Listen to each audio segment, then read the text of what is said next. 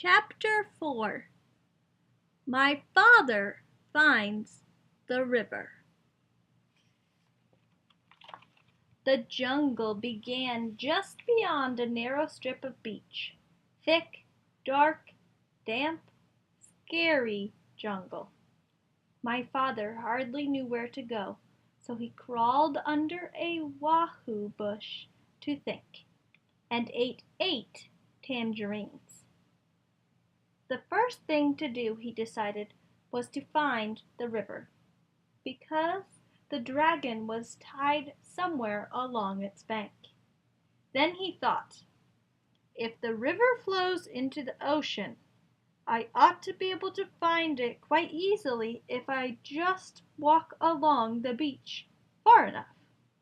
So my father walked until the sun rose, and he was quite far from the ocean rocks. It was dangerous to stay near them, because they might be guarded in the daytime. He found a clump of tall grass and sat down.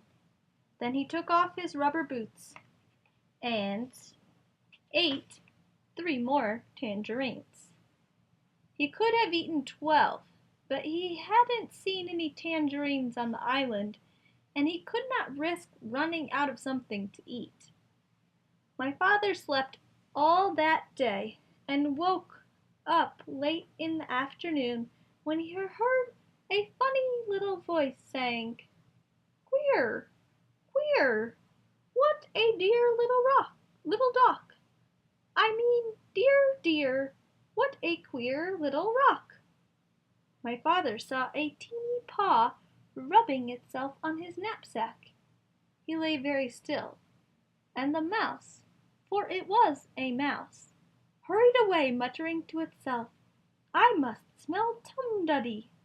I mean, I must tell somebody." My father waited a few minutes, and then started down the beach, because it was almost dark now, and he was afraid the mouse really would tell somebody. He walked all night, and 2 scary things happened. First, he just had to sneeze. So he did, and somebody close by said, "Is that you, Monkey?" My father said, "Yes." Then the voice said, "You must have something in your back, Monkey." And my father said, "Yes," because he did. He had his knapsack on his back. "What do you have on your back, Monkey?" asked the voice. My father didn't know what to say, because what would a monkey have on its back, and how would it sound telling someone about it if it did have something? Just then another voice said, "I bet you're taking your sick grandmother to the doctor's." My father said, "Yes," and hurried on. Quite by accident, he found out later that he had been talking to a pair of tortoises. The second thing that happened was that he nearly walked right between 2 wild boars, who were talking. Oh my goodness.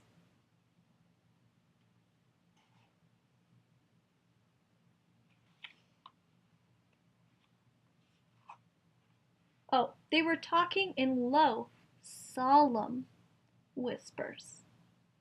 When he first saw the dark shapes, he thought they were boulders.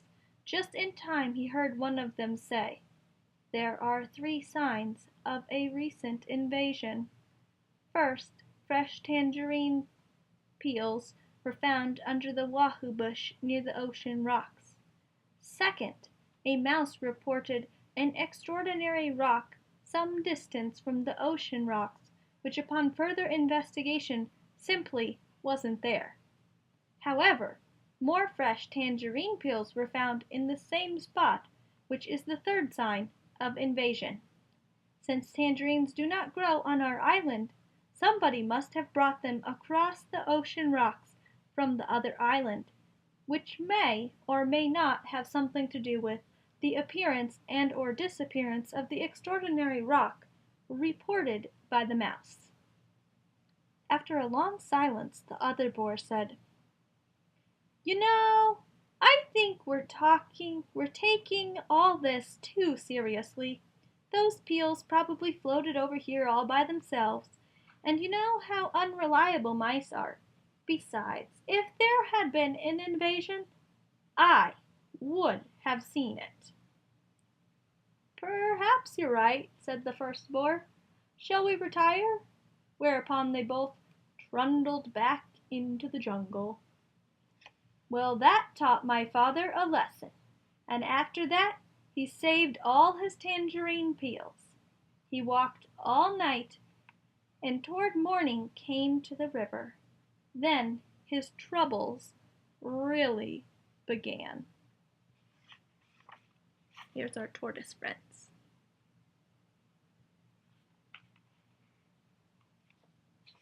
Chapter 5.